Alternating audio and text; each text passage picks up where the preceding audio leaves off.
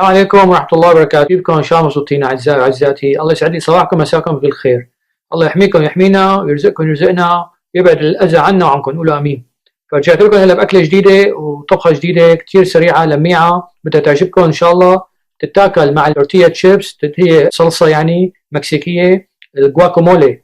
مثل ما شايفين مكوناتها سهلة، هن 6 احفظوهم. 2 من الأفوكادو، بصل أبيض أو بصل أخضر بتنعقوه ب3 معالق حمض، بدنا نص جرزة كزبرة فريش مقسمينها، بدكم فلفلة حدة 1 أو 2 بندورة صغار مقسومين مفرومين ناعم، بدكم فلفل وملح. هي خلصت. هلا بنقسم ثمر الافوكادو، بعدين بنضيف له المكونات الباقيه على بركه الله. بسم الله صلوا على النبي. حطيت الفلفل الحده مع البصلات، هلا بنحط البندوره معهم، بنحط الكزبره، بنحط الافوكادو. هلا الافوكادو مثل ما شايفين هي بدكم تنتبهوا على ايديكم، هي البذره بتنقام، ما تحطوا ايديكم تحتها، اوعكم ها تجوا هيك بالسكينه وبتمسكوها هيك وبتطلع معكم. شايفين شلون طلعت؟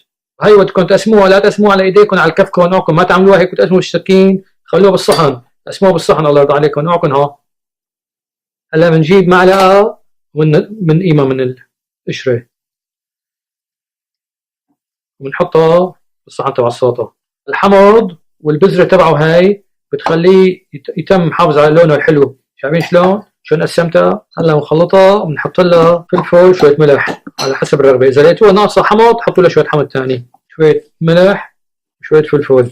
هي جواكامولي وهي تورتيلا تشيبس والاحلى منهم. ان شاء الله تعجبوا بيتكم، تعجبكم تدعونا، ولا تنسونا من الشير واللايك والسبسكرايب والدعاء. اذا عندكم سؤال ابعثوا لي على اليوتيوب. والسلام عليكم ورحمه الله وبركاته.